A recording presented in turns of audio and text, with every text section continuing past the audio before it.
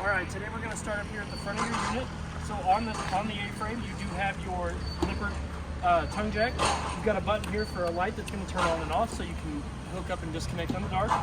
You've got your retract and extend button. Extend is going to make the tongue jack go down, so that way it's going to lift the front end up. Retract is going to bring the front end down. Underneath that, you do have your 7-way, which is going to hook up to your truck to provide you with your turn signals, your brake lights, and it's going to charge your battery for you, and your running lights. And you've got your emergency breakaway cable here that's going to connect to the same part that your 2 tow chains do. Those are going to provide you with a secure connection, and what this does is if for whatever reason this comes unhooked from your truck, this is going to pull your emergency brakes. Your brakes are going to lock up, and that's going to keep this thing from rolling back down the road. Behind that, underneath this black cover, you do have your 2 20-pound propane cylinders. They are full other than what we use to PDI the unit, which is make sure the water heater works and test the furnace. They are fed into the unit with a even flow regulator. So this black arrow up here, this is the, that's for your convenience. What that does is it lets you know which tank you're drawing from. And on the front of the dial there, it'll spin from red to green, showing you that it is not getting propane, which is red, to green, which is showing you that it's drawing. And then you can swap that arrow to the other tank. If the other one gets empty, open it up, and then you can take the empty one off to get it replaced or refilled if you want to. Behind that, you do have your 12-volt marine and RV battery. It's in a protective box. The box keeps the weather off of it, off the terminals, to keep those from corroding faster, stuff like that. So it's very important that you keep that back on there. And then back behind this, on this little black vault box, you do have your battery disconnect. That battery disconnect is for if you're going to store the unit for long periods of time, you can turn that off, and it'll conserve the charge that's in your battery for you. We're going to go ahead and come over here to the side of the unit. You do have a side compartment here on the off door side, but if you open it up, you can see in there that that is your Onan Cummins generator. The switch for that is on the inside by the master bed. You do have your exhaust port down there for it. And back behind there, in between the exhaust port and the sewer connection, you do have your stabilizer jacks for the front. There's a switch on the door side of the radius metal that will allow you to raise and lower those. These are not for lifting and leveling the unit. They are for stabilizing the unit only. They're only going to keep it straight for when you're walking around and to keep it from shifting around on you, okay? So here is your Suburban Insta-Heat water heater. It is tankless. So you do have your on and off button here. O is for off, I is for ignition. When you're ready to use it, you do want to make sure that this is in the I position. Periodically, you do want to make sure that your fuse is nice, good and tight. And then if you ever want to see if you've got water in your water heater, you can pull this tab here and water will come out of that. And then that way you know it's good to light. Down below, like I mentioned, you do have your sewer connects. So you've got your gray tank valve here and your black tank. So your gray tank is going to be your kitchen sink, your bathroom sink, and your shower. And then the black valve there is your black tank, which is your toilet. So what you're going to do is you're going to take this cap off. You're going to attach your sewer hose. You're going to run the other end of the proper dump station. You're going to open your black tank valve first. You're going to let your bio waste drain out of the tanks. Then when that flow gets a little low, you're going to go ahead and pull your gray tank. And what that does is if you pull your gray tank last, it also helps rinse out all that bio waste from not only the connection here, but also throughout your hose. So that way you always go black first and then gray. You do have your 2 low point drains right here. You've got a blue line and a red line. The red line is hot, the blue line is cold. Those are for winterizing and de-winterizing of the unit. These are the 2 lowest points in your water line, so whenever it is time to winterize, you open these up. That way any extra water or antifreeze has that place to go to instead of just building up and freezing in your lines. You do have 4 connections here. Right here is your fresh tank drain. This is where you're going to stick your hose and regulator in, and you're going to fill your fresh tank. The fresh tank is what the water pump uses to siphon from to pressurize your unit with water. Below that, you do have your outside sprayer. The hose has a male in that's got 2 little knobs on it, which are going to fit into those grooves. Rotate it clockwise a quarter of a turn. As soon as you do, if your water pump is on or you are connected to city water, that line will immediately pressurize and you'll be able to use your outside sprayer. You have your black tank flush here. This is where you're going to hook a hose and regulator to. And if your black tank is open and it is empty, the water from the hose will pressurize an aerator that spins at the bottom of your black tank to clean off the sides and the bottom of that, so that way it doesn't gunk up your black tank. On the bottom of that, you have your city water connect. This is where you're going to stick that same hose and regulator, and you're going to be able to fill your water lines in your unit and pressurize all the fixtures without having to turn your water pump on, or you can conserve the water in your fresh tank by using that. You do have 2 tires on this side. The lugs have been torqued to 100 foot-pounds as per the stickers on the side of the unit. And the PSI is set to, I forgot what these ones are. These are 80, yeah.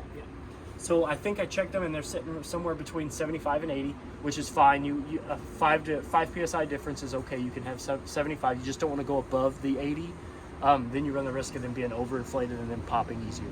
Anything lower than 75, you do want to make sure that you air up. Those are those two, and then you do have your furnace vent here, so you're going to have cold air go in the top, and then you've got hot air coming out of the bottom. This does get hot enough to scald your skin, so you do not want to touch it when the furnace is on. So if you've got any like little ones or elderly or your pets or whatever, they're going to be hanging out while you've got your furnace on, just tell them to avoid this. Another good investment for your furnace vent are mud dauber screens. So for whatever reason, mud daubers love the smell of propane, and they will go in and they will build nests wherever they can find that smell very prevalent at.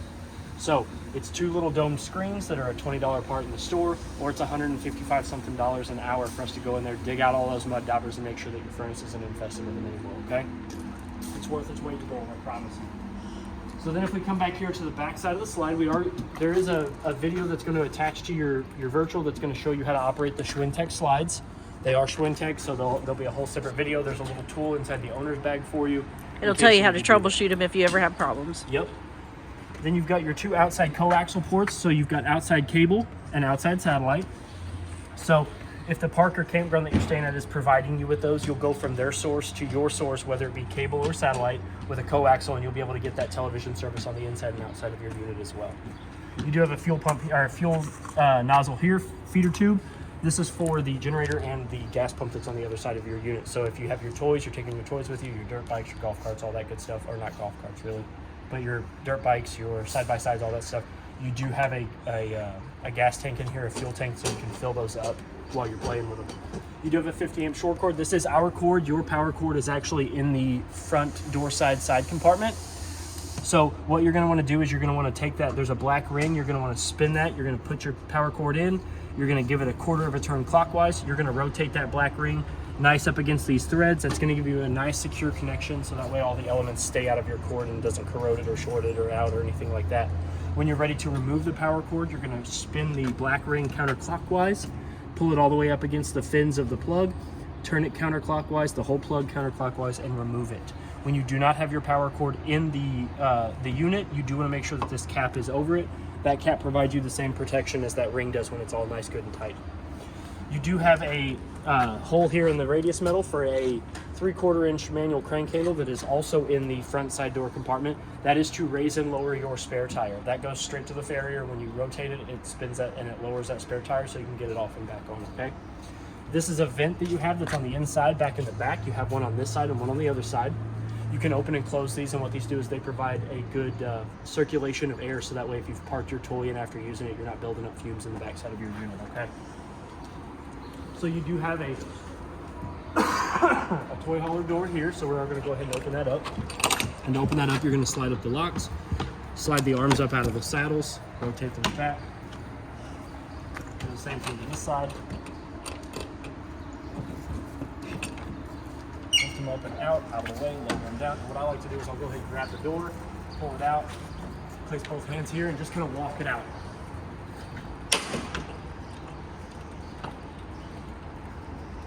You have it all the way down. Now you have access to either, you can remove these here with these pins here, and you can turn this into the whole thing into a ramp so you can get your toys in and out of the unit. Or if you want to have it as a deck, you're going to unhook all of your little safety latches here.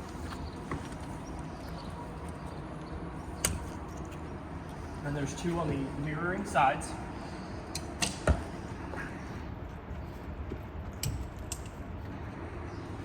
And what you're going to do is you're going to lift up this, pull it out, lift up the wall, slide this back in, and you do have a little guide here.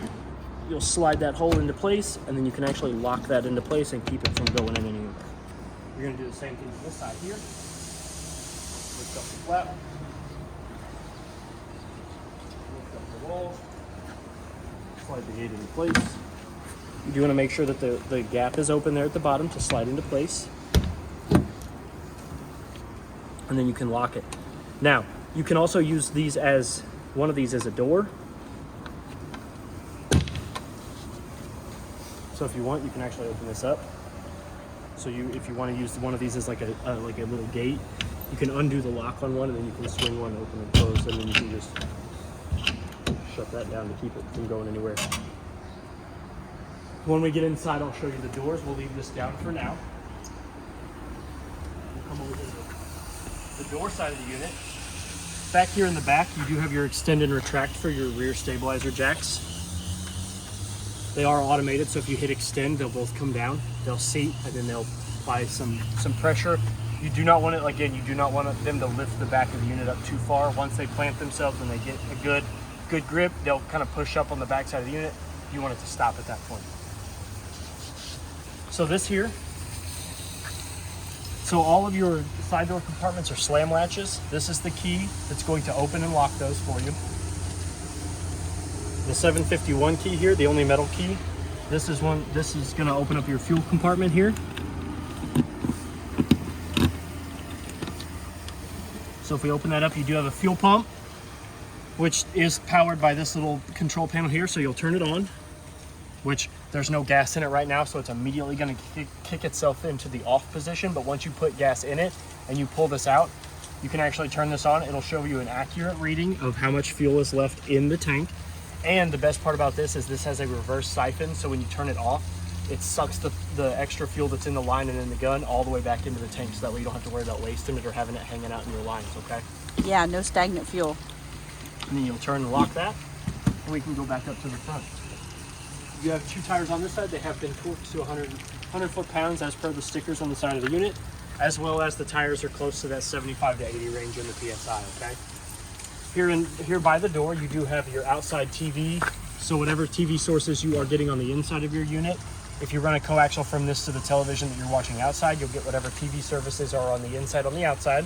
To power those devices, you do have an outside GFCI protected 110 outlet there.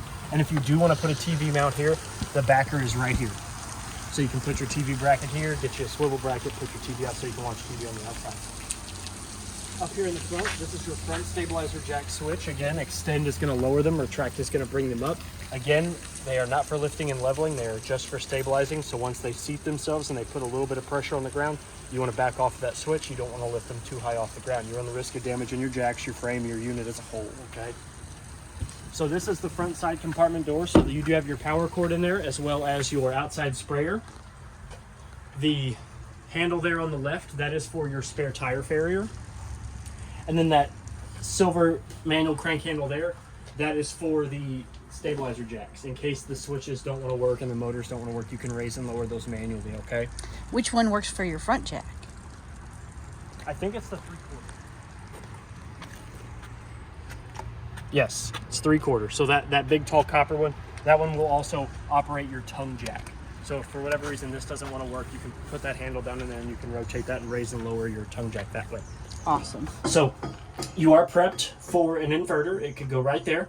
This is your battery disconnect out here as well. This one actually works for the solar, so you can turn your solar off and on if you want. That's your solar disconnect. Down below that is your solar control panel. That's going to give you 3 very important information. It's going to cycle through those 3. It's going to tell you what the converter is putting out.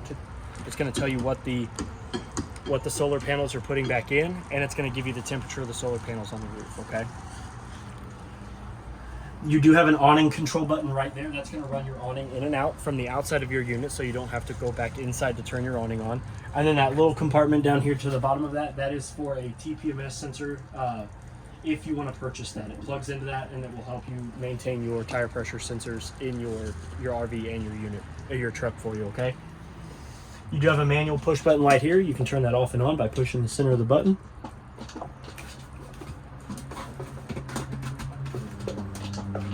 Is it going off? There it goes. Oh, I got something on my hands. Oh, it's off. But I don't want to mess around with it too much. Taking that center thing off got my hands a little greasy. So now that we've gone over all the outside stuff, we're going to go ahead and come to the inside of your unit. So this is what your door and your stairs and your handle should look like when you're traveling. When you get to your destination, the first thing you want to do is you want to pull out on your stairs. So you're going to bring down the middle stair, you're going to flip over the bottom stair, and then to bring your handle out, you're going to take out your handle, you're going to pull out, you're going to take this bar here and you're going to slide it all the way down. That's going to give you your handrail. Now that we have that, we can go inside, so we're going to go ahead and open up. Your door does have a gas strut support, so it will stay in the half open. You can actually take that off if you want the door to open up all the way. come up here on the inside of the unit. First thing I always try to point out is your fire extinguisher down there by the door. They are always by the door in case of an emergency, inside or outside. The vent that we went over on the back side of the rear side, this is the other side of the vent, and they work by grabbing the handle, squeezing in, and you can either open them towards the back of the unit, or if you're traveling and you just, like, say you just parked your side-by-side in here, and you just turned it off and you don't want the fumes to build up, you're traveling down the road, so you open this one up towards the front of the unit, and you'll go to that back one and you'll open it up where the air comes out the back side, so you've got a nice good flow of air coming in and then out. We'll go ahead and close that up. You do have a light switch here, which is going to turn on these strings of LEDs on either side of your Easy Lift beds. You do have your bed lift control there. There is a video that will be attached to this that's going to show you all the ways that you can use your bed lift. Okay, so that'll be attached. On this side of the unit, you do have your IRV Technologies in-house stereo. So you turn it on by up here by the power and mute button. Sorry about that siren. It is noon, which means that they're testing the emergency alert system. So we turned it on. So you see you've got zones 1 and 2. Those buttons are controlled by down here. Zone 1 is inside. So if we turn that off, Zone 2 is outside. Oh no, sorry. Zone 2 is inside. Zone 1 is outside. And you can actually listen to the both at the same time. You've got your seek and find buttons, AM, FM, your mode, because it does have a USB and a HDMI, and your play and pause, and you can cycle through the volume by turning the knob here. You can actually go into the settings by clicking the center of the button as well. That'll get you to your equalizers, and then to mute it again, to turn it into standby, you just hit the mute button again. So you do have above head storage over the sitting area. Above head cabinet space. Your windows do have pull down shades. They are fabric shades, so you pull them all the way down if you want it, and they'll stay where you set them. And if they ever do become loose and they don't want to stay up, you can actually undo the screws here in the wall. You can rotate these bobbins here, and that'll put tension on the string, which will allow you to increase the tension that this goes up and down with, okay? Your window opens down here at the bottom by flipping up the tab, and you can slide your window and screen over that direction. Same goes for this window here. It's a mock-up of the same window. Same style shades. We went over that you're going to get an included video about your beds, but you do have a vent fan and a vent up there above the secondary bed. There is a little black button, if you can see it on that silver box there, that's going to turn the fan on and on, off and on. And then there's a gray spin knob that's up there too, where if you rotate that clockwise, the vent's going to open up and the vent's going to raise back down when you rotate it counterclockwise. Now, there is no max air cover over that, so if you do plan on opening that, make sure it is not raining, because if you open that up while it's raining, your bed up there will get wet. You do have 4-season doors back here as well, which if we undo the travel lock,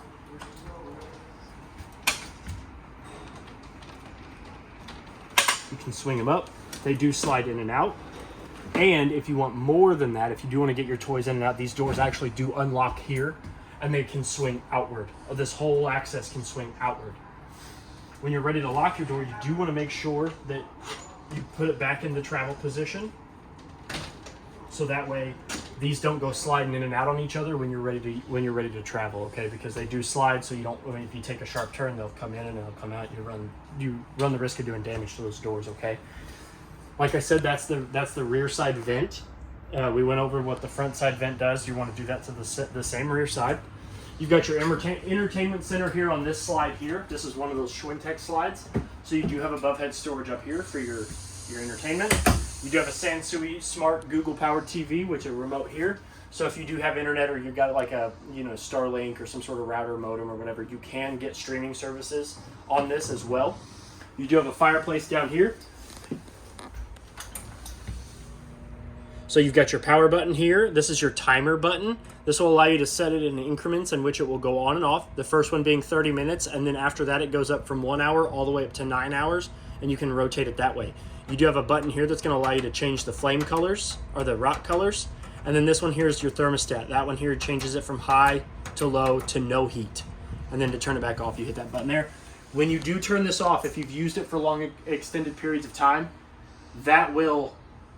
the blower will continue to blow. It goes into a cool down cycle. So if you turn it off and you panic that the blower's not turning off, It does cool down, and it will like blow out the excess heat until that element gets warm, gets cold enough to where you can turn it off. Okay. You do have 2 side storage compartments here for more entertainment. One over here. One over here. You have some side pantry here, down below and up top. Onto your kitchen, you do have a high point glass spin top microwave that also functions as your vent and light for your range. Up above that, you do have more above head pantry storage. You do have your microwave power cord up there, so I always recommend to people do not start like cramming stuff up in there, because you run the risk of that cord becoming unplugged, and then you never wonder why your microwave doesn't work. Plenty of above head storage above the sink area.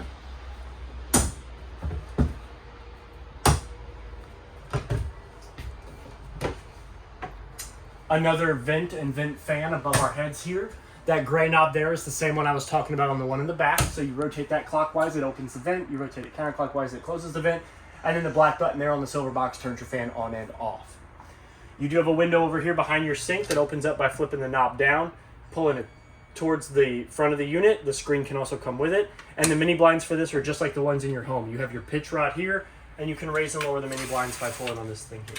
Good job. I'm usually awful with it.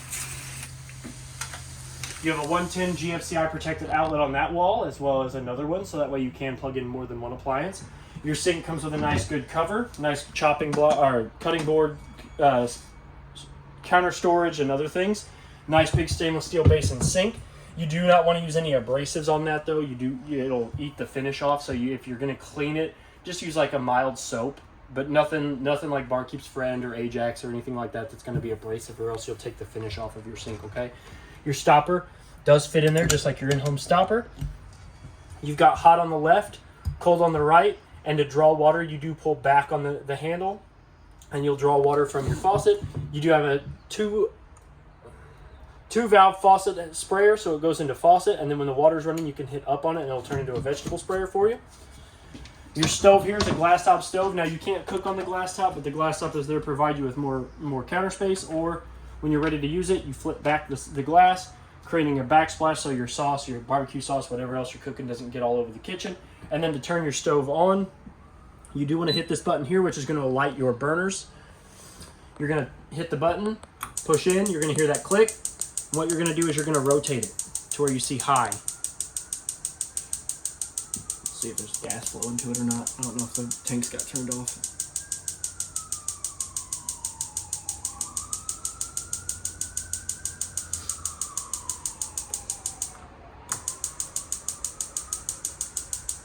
I bet you the tanks got turned off.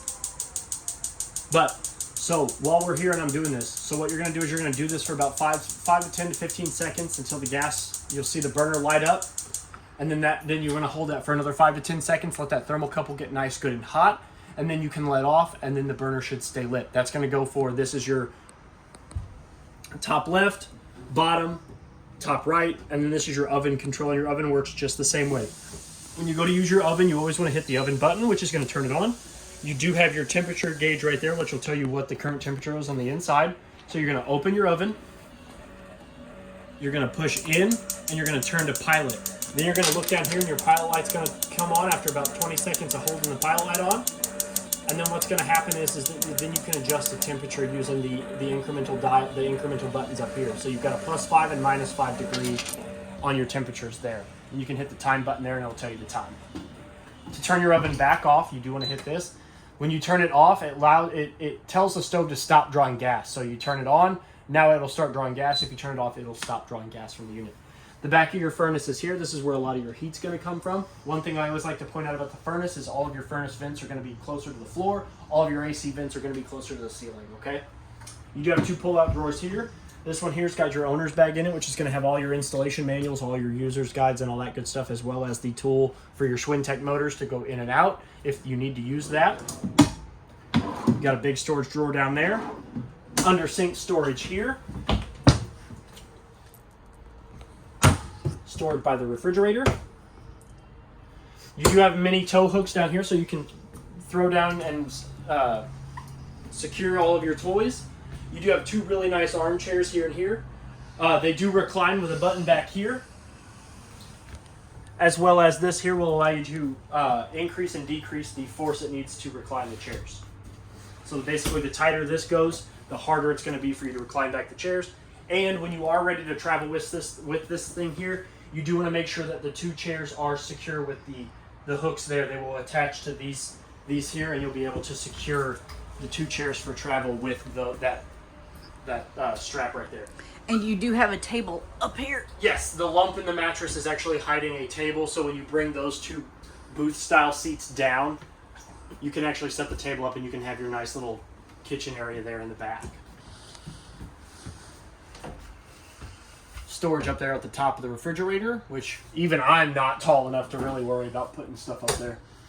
You do have your Furrion refrigerator up here at the top. If we open it all the way up, you've got your power button here. If you hold that for 5 seconds, your refrigerator turns off. The buttons over here are plus and minus. That's going to increase the temperature. That's going to decrease the temperature. And this changes from fridge to freezer. So you can actually control your fridge, and then if you hit that, it controls your freezer. See, your freezer is actually sitting at 5 degrees. And then if we hit it again, your refrigerator's at 40.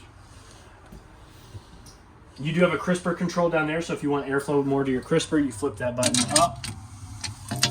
You do have a freezer down here at the bottom. Now, when you are opening the fridge and freezer, you do want to pay attention. There are paddles up in here that you do have to depress. If you do not depress those and you start wrenching on your refrigerator, all you're going to do is break the little piece of plastic that's down here, and then your fridge won't seal properly. So you do want to make sure that you're using these paddles to open and close your freezer doors. Nice deep freezer for all your snacks and ice cream stuff. And then when you're ready to travel again, you do want to make sure that the travel lock is on your fridge, so that way the doors don't come flying open when you're traveling down the road, okay? So now we're going to make our way to the front of the unit. You do have your control panel here, so we're going to start with these 6 buttons here. This is your battery button. So as long as the unit is plugged in, the battery button is going to read full. But if you were to unplug it, then you hit the battery button, that's going to give you an accurate reading of what your battery level's at. Your fresh tank here, this is going to show you the accurate reading of your fresh tank water level. Right now it's going to read empty. You got your black tank 1 and your gray 1. Those are going to be the only two that you use because it only has one black tank and one gray tank. So black is going to be, again, that's your bio waste, that's your toilet. The gray is going to be your kitchen sink, your bathroom sink, and your bathroom shower, okay? Black 2 isn't used and gray 2 isn't used. They are prepped for that in case you did have those, but you're not going to have to worry about using those 2 buttons there. Your water pump button here on the right, if we flip that on, if there was water in the fresh tank, it would immediately start siphoning water from the fresh tank throughout your unit to provide you water throughout your unit, okay? And it does illuminate when you turn that on to let you know that it is working. You do have an auxiliary light here, which is going to give you your auxiliary lights that are on the back of the unit. You do have your cap lights here, which are going to turn on the string of lights that run the length of your cap up there. They're going to be in different positions. You've got your porch light, which turns on a light above the porch. You've got your awning light, which turns on the length of the tube. It's a length of lights that run the length of your awning tube. And then this is your other auxiliary light, which turns on the docking lights that are on the back of your ramp there. Your slide button here will bring in and out the slide that has your entertainment center on it. And then your awning, like we said on the outside, this is your awning button here on the inside of your unit. You've got extend and retract. Now, the awning is one of the most expensive repairs on your unit. So I always recommend to people, if you're going to walk away from your unit for more than 5 minutes, please bring your awning back in. We're going to run it out and I'm going to go over the arms on it for you. I'm not going to run it all the way out because it is rainy here and I don't really like to run the risk of that. But if you can see, let me poke my head out here. If you can see the bottom arms on you got the two support arms, the one with the silver bolt in the middle, that is a pivot arm. When the awning is all the way out, you can actually manipulate those by pulling down on them to create a steeper pitch towards the back of the unit or the front of the unit, depending on which side you pull it down on, or you can pull them down at the same time and create a steeper pitch on your awning altogether. That keeps the sun and the rain from either coming in on the front, coming in on the back, or coming in at the side of the unit, okay? But when you run your awning back in, you do want to make sure that those are pushed all the way back up and that the pitch goes back to being in its default position. That's going to allow those arms to come in the best and go out the best, okay? Like I said, if you're going to step away from your unit, bring your awning back in. It's, again, a stray branch, a loose rock, a bird, anything can do damage to that canvas. Wind. Wind can do it. And it's Wind is the big one. Most expensive repair on your unit. If it starts to get breezy, bring it in. You do have your interior light switch here, which will turn on the rib lights, I like to call them, because they look like a rib cage. And then it's got a dimmer slide switch here, so you can adjust that. Your smoke detector is above us, which I always like to recommend people test every 90 days or every time you're going to use your unit. You know, you're coming in here, you're stocking up for the weekend, go ahead, hit that test button, let it beep. As well as the carbon monoxide and LP detector as well, which is down there on the wall next to the stove. Always test those every 90 days or sooner. I mean, they are there to potentially save your life, and as somebody that survived a house fire, I can tell you, my smoke detector saved my life. So you do have your thermostat here, which if we turn on, by hitting the mode button, it'll wake up, the backlight will turn blue, and if we hit the mode button again, we'll cycle through. So you've got auto fan, your cool is the snowflake, that's your air conditioner, furnace is the cooked lines there, and then we can go back to off. So you've got 3 features, and then if we go to auto, we can hit the up button, that's your fan control. We go to cool, you can increase and decrease the temperature. If we go to furnace, you can increase and decrease the temperature, and then back to off turns it all the way back off again. We'll come into the bathroom next. We step in here. We've got some light switches here on the wall. We turn this one on, it turns on the lights. The next one here is your fan on button, which turns the fan on, and the button next to that turns on the vent. It opens the vent. As long as you hold it down, it will continue to open the vent. Now when the vent's open, you can run the fan. You really don't want to run the fan with the vent closed all the time, because it runs the risk of burning up that fan motor, because the heat starts to build up there as it sucks the heat up and then removes it out. Then you can close it by holding down the close button. Again, there is no max air fan covers over these, so if you do need to open these up, just make sure it's not raining or prepared to be a little wet. Next to that is your Suburban Insta-Heat water heater. So if we turn this on, it's going to wake up. It's going to give you your output temperature. That's going to be what the water is currently reading at.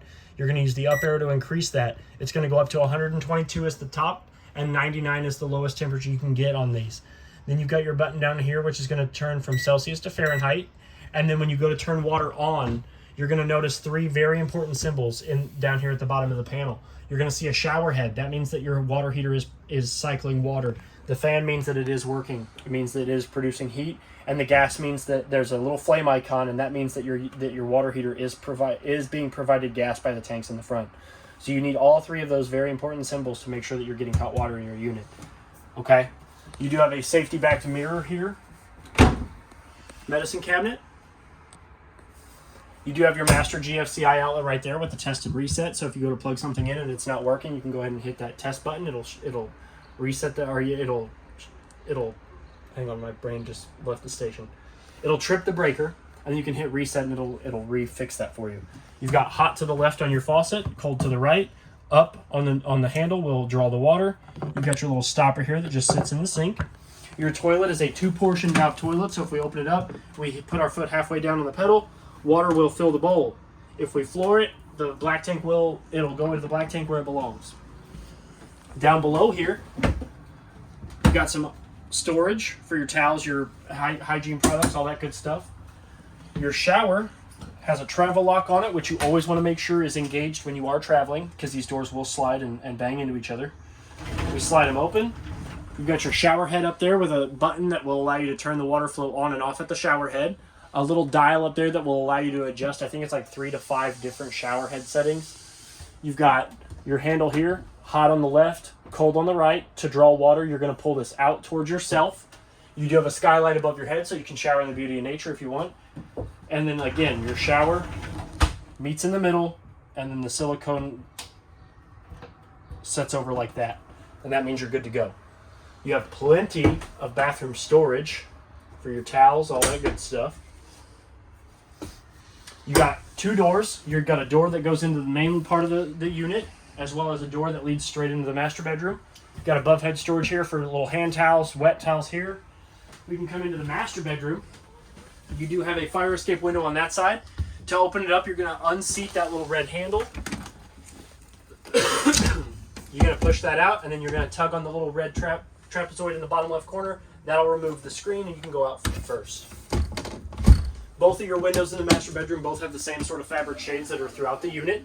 Again, if they do not want to stay all the way up, you undo the screw on the bobbins, rotate those and then provide tension, and then those will stay up, okay? So you do have more of your interior rib lighting here with a dimmer switch as well.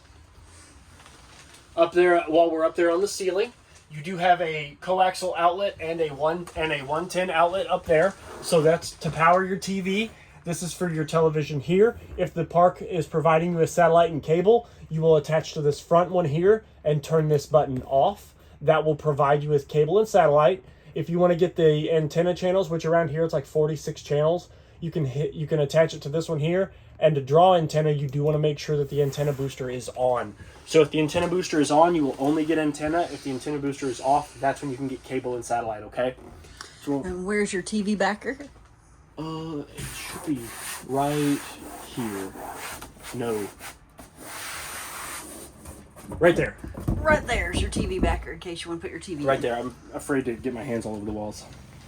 We'll go ahead and turn that off so you can see this a little easier. This is the same sort of thermostat that's in the front of the building, or the front of the unit. We'll go ahead and turn that on. It's got all the same features. So you got auto, cool, furnace. Now this air conditioner also does have heating pads in it. So when you go to furnace on, or heating elements in it, so when you do turn this one on, you can actually get heat out of this one. But that is only for this air conditioner. The furnace kicks on the rest of the unit. But this has heating in it, and it will heat up your bedroom for you. You do have a window over here that opens up with a pinch tab in the middle. Raise them up. The screen can go with it. On either side of the master bed, you do have pull-out drawers, so you can hide your snacks. It has a cabinet up above that has a coat rack in it, so that way you can hang your clothes up if you want to, as well as store other things. And then each side of these little closets also have a cutout, so if you have a CPAP machine of any sort, or a phone charger, or anything like that, you can tuck it in here and you don't have to have it worry about sitting on your bed. There is a 110 outlet on that side of the master bed, as well as there is one down here on this side as well.